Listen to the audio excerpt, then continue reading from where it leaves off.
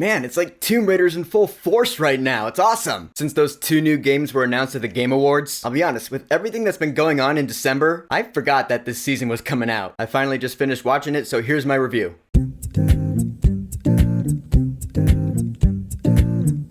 Tomb Raider, The Legend of Lara Croft, Season 2. Yeah, this is the second and final season of the Netflix animated series that I see as the bridge between the Survivor timeline games and the rest of Tomb Raider, kind of making it into a new unified timeline. So after the events of Season 1, Lara Croft's old friend Sam Nishimura is back, and together they embark on a new adventure, this time trying to stop an evil bitch from collecting a bunch of really powerful masks and resetting the world. And truth be told, this is pretty much as standard Tomb Raider as you can get. Yeah, I enjoyed it as I was watching it, but there's still nothing really super special about this. Lara Croft is still Lara Croft, which, you know, I love that character, and Hayley Atwell still does a really good job as her voice, but honestly, she's really not the most prominent character in this whole season, which is weird to say, since, you know, it's called Tomb Raider, The Legend of Lara Croft. And I loved seeing her with Sam again for the first time in years. That was really the big selling point of this season for me, because Sam is from the 2013 Tomb Raider game, which is my favorite Tomb Raider game. She was Lara's best friend. Then after the events of that game, they kind of had a falling out because she's not in the games that came after that. So for her to finally come back in the second season of this show, I was really excited. But the bummer here is that there's never really a scene where the two of them talk things out. You get the feeling that that probably happened off screen at some point, because the season kind of picks up where they're on their mission together and they're getting along just fine. So I was just like, oh, okay, so I was looking forward to that big emotional payoff for years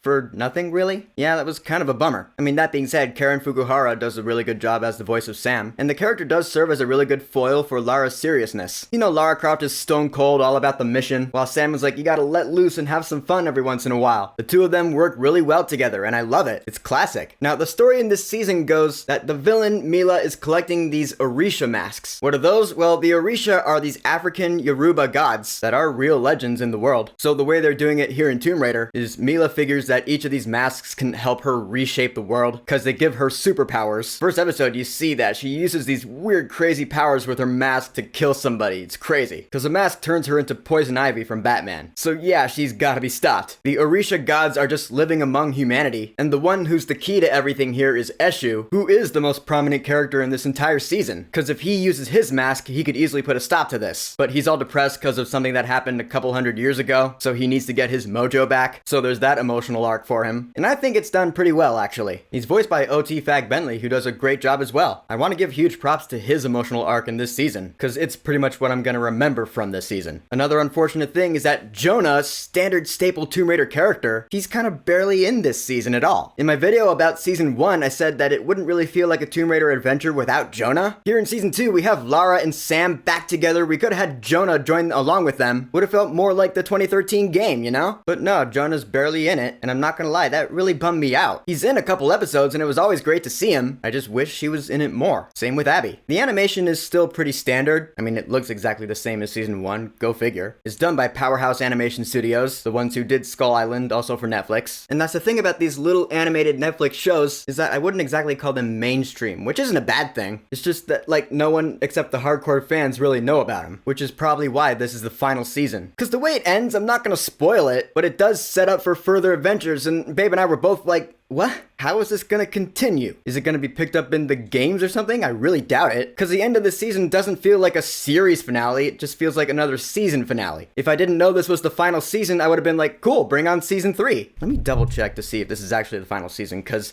I'm actually unsure. Yeah, it says right here, the second and final season. So like, what? I don't know, maybe this wasn't supposed to be the final season, but it just got canceled due to, I don't know, lack of popularity or something? I don't know. Point is, the end of the season feels anticlimactic. And again, the adventure itself over the course of this season is pretty much as standard as it gets. That's kind of the difference between watching a Tomb Raider show and playing a Tomb Raider game. Have you seen the trailers for those new Tomb Raider games that just got released? Holy shit. I watched those trailers and I was like, holy crap, I cannot wait to play these games because Lara Croft Tomb Raider is back! I can't wait to do this stuff as Lara Croft. But watching it in a little Netflix animated series, it feels different. Especially since, like I said, Lara Croft is not not the character who gets the most focus in this season. I don't know, it just kind of feels like the writers of this season were half-assing it at some points. I mean, you do get some really cool stuff with the Yoruba gods, the Orishas. The lore behind them is really fascinating, because I was watching it and I wanted to Google some of this stuff. I was like, ooh, what are those legends all about? That's awesome. I did that while I was watching the show. And that ain't nothing. The show got me to do that because it presented them in a really cool way. So I will give this season that. And the title card graphics are still really cool, because just like in season 1, they change with every episode. I actually always thought that was awesome. One of the coolest visual things about the show, if not the coolest. And as for the music, once again composed by Pinar Toprak and Garrett Wonder, it's cool music enough. I like the little jingle of a theme that it does have. Would have been really cool if they kept the theme from the Survivor Trilogy games, but I understand why it doesn't. But it still does its job pretty well. In conclusion, I know this is a shorter video for a TV season, but when it comes to Tomb Raider: The Legend of Lara Croft Season 2, there really isn't much to it. It's good background noise, I can vouch for that. It's not the best TV you'll ever watch. It's not the worst TV you'll ever watch. It's not gripping, it's not boring. It just kind of is. I walked out of this season pretty much the same way I walked out of Pacific Rim: The Black, where I was like, that is definitely one of the TV seasons of all time. Look, I don't mean to badmouth Tomb Raider. I love the franchise, and I am mega excited for those games coming out. And honestly, I do laud this show for serving its purpose, which is bridging the Survivor trilogy of games to the rest of the larger Tomb Raider franchise. Because it takes the grittiness of those characters and brings them into the more fantastical realm of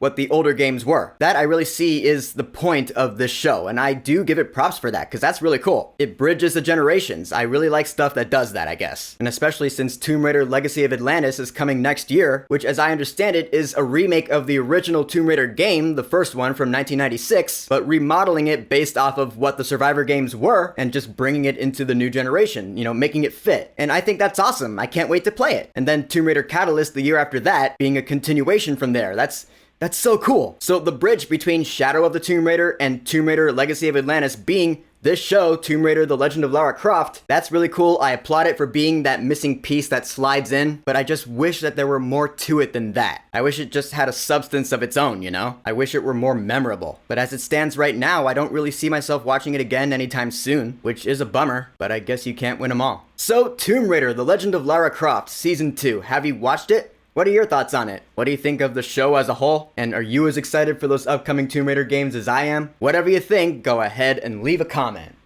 And of course, thank you for subscribing. Now, if you'll excuse me, I'll get back to playing Fallout New Vegas. Cause Fallout Season 2 is finally out, babe, and I are all over that shit. And I'm finally further along in that game cause it's pretty fun, so I'm gonna get back to that. Peace!